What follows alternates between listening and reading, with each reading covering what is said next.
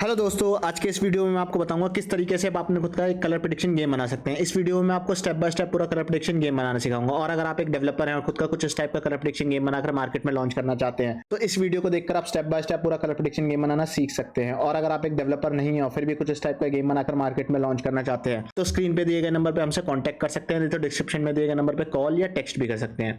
तो चलिए देखते हैं गेम बनने के बाद आपको किस टाइप से शो होगा। गेम बनने के बाद आपको कुछ इस टाइप से शो होगा। हो सकता है मेरी स्क्रीन अभी आपको ब्लर दिख रही हो, क्योंकि यूट्यूब की गाइडलाइंस है ये किसी भी टाइप के कलर प्रेडिक्शन गेम का प्ले या उसकी डेवलपमेंट हम नहीं दिखा सकते। इस वजह से मेरी स्क्रीन अभी आपको ब्लर दिख रही होगी। गेम बनाने के लिए आपको तीन चीजों की जरूरत पड़ेगी। सबसे पहला होस्टिंग, दूसरा डोमेन, तीसरा सोर्स कोड। होस्टिंग और डोमेन मैंने ऑलरेडी होस्टिंग जैसे परचेज कर लिया। परचेज करके दोनों को आपस में कनेक्ट कर लिया। कनेक्ट करने के बाद आपको कुछ इस टाइप का डैशबोर्ड शो होगा। इसी डोमेन पे मैंने अभी ये जो गेम है मेरा मैंने लाइव कर रखा है। तो सबसे पहले मैं क्या करने वाला हूँ, इस गेम को मैं डिलीट करूंगा। डिलीट करके स्टेप बाय स्टेप आपको पूरी डेवलपमेंट दिखाने वाला हूँ। तो डिलीट करने के लिए सबसे पहले मैंने सर्च पे टाइप किया फाइल पे टाइप करने के बाद मेरे को फाइल मैनेजर का ऑप्शन शो हुआ, उस पर क्लिक किया। उसके बाद एक्सेस फाइल ऑफ ninja91.in पे क्लिक किया। Public underscore HTML folder open किया। इसके अंदर जितनी भी फाइल्स है उसको सिलेक्ट की। सिलेक्ट करके सिंपली क्या करूंगा, मैं डिलीट कर दूंगा। डिलीट करने के बाद सिंपली मैं क्या करूंगा, इसको कट कर दूंगा। कट करने के बाद मैं वापस से अपने डैशबोर्ड पे जाऊंगा। डैशबोर्ड पे जाने के लिए जो मैंने सर्च पे फाइल टाइप किया उसको मैं रिमूव करूंगा। रिमूव करने के बाद ओवरव्यू पे क्लिक करूंगा। ओवरव्यू पे क्लिक करने के बाद जो मैं स्क्रॉल डाउन करके नीचे आऊंगा। नीचे आने के बाद मेरे को डेटाबेस का ऑप्शन शो होगा, उस पर क्लिक करना है मुझे। जो भी इससे रिलेटेड मेरा डेटाबेस है मैं क्या करूंगा, सबसे पहले मैं उसको डिलीट कर दूंगा। डिलीट, जो भी इस गेम से रिलेटेड मेरा डेटाबेस था मैंने क्या किया, उसको डिलीट कर दिया। डिलीट सक्सेसफुली, सबसे पहले वो डिलीट भी हो गया है। अब मैं चला जाता हूँ अपने डैशबोर्ड पे। डैशबोर्ड पे जाने के लिए ओवरव्यू पे क्लिक करता हूँ। अब क्या करता हूँ, मैं जा रहा हूँ अपने डोमेन पे। डोमेन को जैसे मैं रिफ्रेश करूंगा आप देखेंगे हमें यहाँ 403 का एरर शो होना स्टार्ट हो जाएगा। क्यों? क्योंकि हमने जितनी भी फाइल्स थी, इससे रिलेटेड डेटाबेस की टेबल्स थी, वो सारी चीजें हमने क्या किया, डिलीट कर दी है। अब मैं आ जाता हूँ अपने वापस से डैशबोर्ड पे। डैशबोर्ड पे आने के बाद सर्च के ऑप्शन में टाइप करूंगा फाइल। उसके बाद फाइल मैनेजर पे क्लिक करूंगा। एक्सेस फाइल ऑफ ninja91.in पे क्लिक करूंगा। पब्लिक अंडरस्कोर HTML पे क्लिक करूंगा। यहाँ पे सिंपली अपलोड का ऑप्शन शो होगा मेरे को। फाइल्स, उसमें फाइल सिलेक्ट करना है।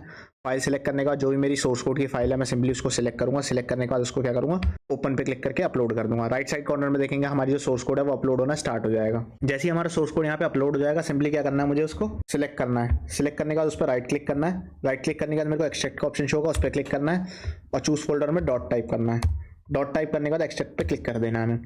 जैसे ही मैं एक्सट्रैक्ट पे क्लिक करूंगा हमारी जितनी भी फाइल्स एंड फोल्डर्स थी इसके अंदर की क्या हो जाएगी, वो एक्सट्रैक्ट हो जाएगी। एक्सट्रैक्ट होने के बाद सिंपली क्या करना है, मुझे स्क्रॉल डाउन करके नीचे आना है। जो भी मेरी ज़िप फाइल थी उसको फाइंड करना। फाइंड करके मैं क्या करूंगा, उसको डिलीट कर दूंगा।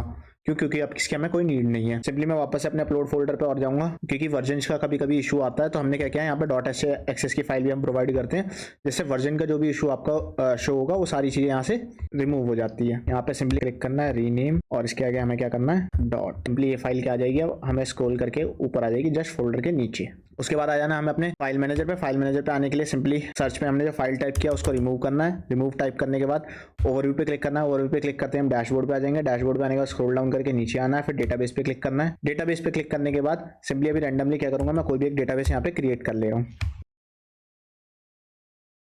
रैंडमली मैंने कोई भी एक डेटाबेस यहाँ पे अभी क्रिएट कर लिया। क्रिएट करने के बाद सिंपली मैंने क्या किया, डेटाबेस क्रिएटेड सक्सेसफुली। उसके बाद स्क्रॉल डाउन करके नीचे आऊंगा, जो भी मेरा रिलेटेड डेटाबेस है उसके आगे एंटर PHP माय एडमिन का ऑप्शन शो होगा, उस पर क्लिक करना है। उस पर क्लिक करते ही हमारा डेटाबेस यहाँ पे ओपन हो जाएगा। डेटाबेस ओपन होने के बाद सिंपली क्या करना है, इंपोर्ट का ऑप्शन हमें शो होगा, इंपोर्ट के ऑप्शन पे क्लिक करना है। इंपोर्ट का ऑप्शन पे क्लिक करने के बाद चूज फाइल का ऑप्शन हमें शो होगा, वहाँ पे क्लिक करना है। और जो भी हमारे रिलेटेड डेटाबेस है उसको सिंपली क्या करना है, सिलेक्ट करना है। सिलेक्ट करने के बाद ओपन कर देना है। ओपन करने के बाद स्क्रॉल डाउन करके हम नीचे आएंगे और इंपोर्ट का ऑप्शन सबसे नीचे हमें शो हो रहा होगा, उस पर क्लिक करना है। उसके बाद क्या होगा, डेटाबेस से रिलेटेड जितनी भी टेबल्स थी, डेटाबेस जो भी था हमारा, वो सारी चीजें इंपोर्ट हो जाएगी और यहाँ पे हमें सारी टेबल्स यहाँ पे शो होना स्टार्ट हो जाएगी। अब आ जाता हूँ मैं इसके डोमेन पे। डोमेन पे जैसे ही मैं आऊंगा, इसको जैसे ही मैं रिफ्रेश करूंगा आप देखेंगे हमारा गेम बनके स्टार्ट तो हो गया, बट यहाँ पे भी अभी काफी सारी चीजें हैं जो लोड नहीं हो रही हैं। जैसे लोगो हो गया, काफी सारी इमेजेस हैं जो लोड नहीं हो रही। क्यों? क्योंकि हमने डेटाबेस भी अपलोड कर दिया, फाइल भी अपलोड कर दी, बट दोनों को आपस में कनेक्ट नहीं किया। कनेक्ट करने के लिए सिंपली हमें फाइल मैनेजर के अंदर जो हमने public underscore HTML file open कर रखी थी उसके अंदर आना है। कंट्रोल फोल्डर ओपन करना है, activity.php ओपन करनी है।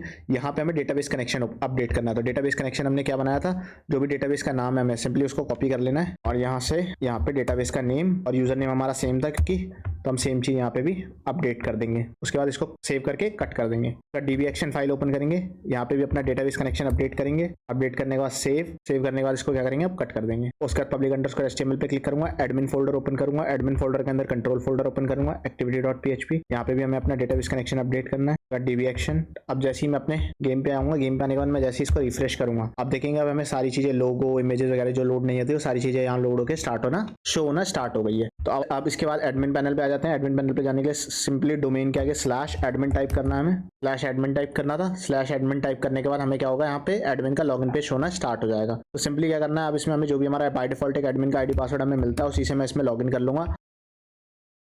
लॉगिन पे क्लिक करूंगा, लॉगिन सक्सेस, ओके करते ही हमें एडमिन का डैशबोर्ड कुछ इस टाइप से शो होना स्टार्ट हो जाएगा। एडमिन के डैशबोर्ड पे आपको all members, today new users, wallet balance, today recharge, total withdraw, today withdraw, ये सारी डिटेल्स आपको डैशबोर्ड पे शो हो रही होंगी। ऑल मेंबर्स में ओवरऑल एप्लीकेशन पे जो टोटल मेंबर्स हैं उनकी डिटेल्स आपको यहाँ पे शो हो रही होंगी। टुडे न्यू यूजर्स जो आज नए यूजर रजिस्टर हुए हैं उसकी सारी डिटेल्स यहाँ पे शो हो रही होंगी। वॉलेट बैलेंस ओवरऑल एप्लीकेशन पे टोटल यूजर्स का वॉलेट बैलेंस है वो आपको यहाँ पे शो हो रहा होगा। टुडे रिचार्ज जो आज रिचार्ज किया यूजर्स ने उनकी डिटेल आपको यहाँ पे शो हो रही होंगी। टोटल रिचार्ज में ओवरऑल एप्लीकेशन पे जो टोटल रिचार्ज हुआ उसकी सारी डिटेल्स आपको यहाँ पे शो होंगी। टोटल विड्रॉ ओवरऑल एप्लीकेशन पे टोटल विड्रॉ हुआ उसकी सारी डिटेल्स आपको यहाँ पे शो होंगी। टुडे विड्रॉ जो आज विड्रॉ इनिशिएट हुआ अप्रूव हुआ उसकी सारी डिटेल्स आपको टुडे विड्रॉ में यहाँ पे शो हो रही होंगी। उसके बाद आ जाता हूँ मैं उसके एजेंट सैलरी में।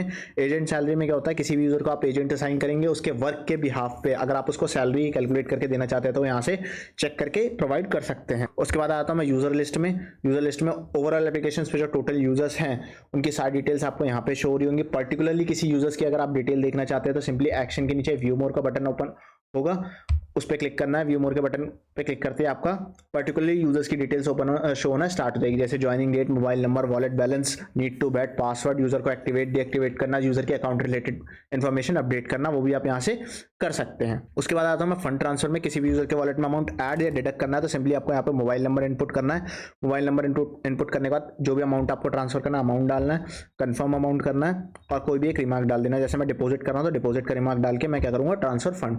जैसे ओके पे क्लिक करूँगा यूजर के वॉलेट में अमाउंट ऐड हो गया। सपोज मेरे को अब डिडक्ट करना है तो सिंपली मेरे को सेम मोबाइल नंबर वापस से डालना है, जो भी अमाउंट डिडक्ट करना है वो मेरे को माइनस में डालना है। तो -1000 कंफर्म किया, रिमार्क डाला मैंने, डिडक्ट कर रहा हूं मैं तो डिडक्ट का रिमार्क डाला और ट्रांसफर यूजर के वॉलेट से अमाउंट डिडक्ट हो जाएगा। उसके बाद आता हूं मैं फंड ट्रांसफर हिस्ट्री में। ट्रांसफर हिस्ट्री में क्या होगा, यूजर की वॉलेट में जो भी अमाउंट ऐड और डिडक्ट होगा उसकी सारी डिटेल्स हमें यहाँ पे शो हो रही होंगी। जैसे अभी मैंने ऐड किया और डिडक्ट किया उसकी डिटेल्स भी जैसे हमें यहाँ पे शो हो रही है। उसके बाद आता हूं मैं विड्रॉ हिस्ट्री में। जो भी विड्रॉ इनिशिएट होगा उसके बाद पेंडिंग में रहेगा या अप्रूव हुआ वो सारी डिटेल्स हमें यहाँ पे शो हो रही होंगी विद स्टेटस। उसके बाद आता हूं मैं बेट हिस्ट्री में। कोई भी गेम आपके पैनल पे प्ले होगा, जैसे विंगो हो गया, विंगो लॉटरी हो गया, K3 लॉटरी हो गया, API गेम्स हो गए, इन सारे गेम्स की हिस्ट्री आपको यहाँ पे शो हो रही होंगी। क्या कौन सा गेम प्ले हुआ है, उस गेम का नेम, किस पीरियड में प्ले हुआ, पीरियड, क्या डेट थी, क्या टाइप था, बेट अमाउंट क्या था, यूजर विन किया है, लॉस किया है, उसकी डिटेल्स आपको यहाँ पे शो हो रही होंगी। उसके बाद आता हूँ मैं इसके ऑल रिक्वेस्ट में। ऑल रिक्वेस्ट में आपको दो ऑप्शन देखने को मिल जाएंगे, विड्रॉ रिक्वेस्ट और डिपॉजिट रिक्वेस्ट। बाय डिफॉल्ट जो देते हैं मैनुअल मेथड देते हैं पेमेंट्स के लिए।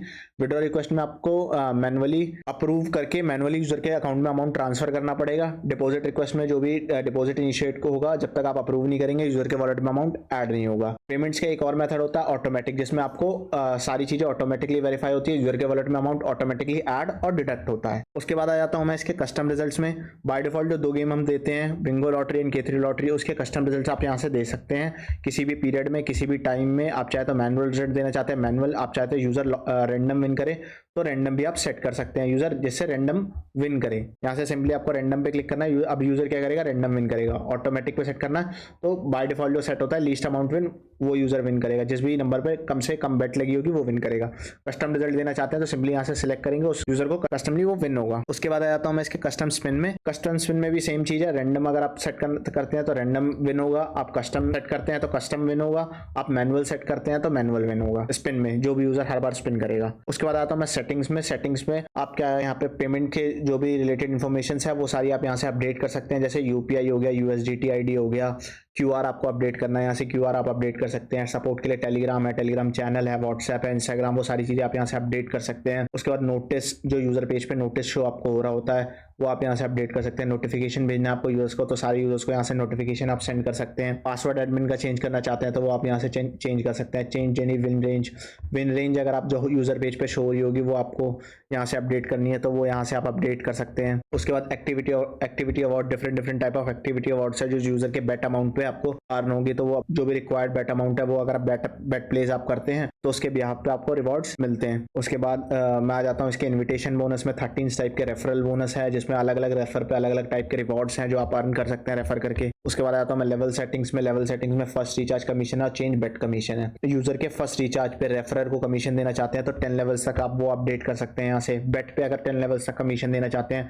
तो वो आप यहाँ से अपडेट कर सकते हैं। उसके बाद आता हूँ मैं इशूज में। जो भी यूजर इशू रेस करेगा उसकी सारी डिटेल्स यहाँ पे आपको शो हो रही होंगी। आप यहाँ से मैनुअली अपडेट कर सकते हैं, इन प्रोग्रेस एंड या रिप्लाई देना चाहते हैं तो रिप्लाई भी दे सकते हैं। उसके बाद आता हूँ मैं गिफ्ट जोन में। यूजर अगर गिफ्ट कार्ड क्रिएट, आप यहाँ से गिफ्ट कार्ड क्रिएट करते हैं जिसको यूजर यूज करके कुछ अमाउंट रिडीम करता है, उसमें आप कंडीशन भी लगा सकते हैं कि कितने पर्सन के लिए अवेलेबल है, क्या अमाउंट है, तो वो सारी डिटेल्स आप यहाँ से अपडेट कर सकते हैं। उसके बाद आता हूँ मैं इसके लॉग आउट ऑप्शन में। फॉर द सिक्योरिटी पर्पस मैं अपना एडमिन पैनल लॉग आउट कर दूंगा ताकि मेरे एडमिन पैनल से कोई मिसयूज ना कर सके, किसी भी यूजर के वॉलेट में अमाउंट ऐड और डिडक्ट ना कर सके। इसी तरह की वीडियो अगर आप आगे भी देखना चाहते हैं तो प्लीज लाइक करें, शेयर करें, सब्सक्राइब करें गाइस।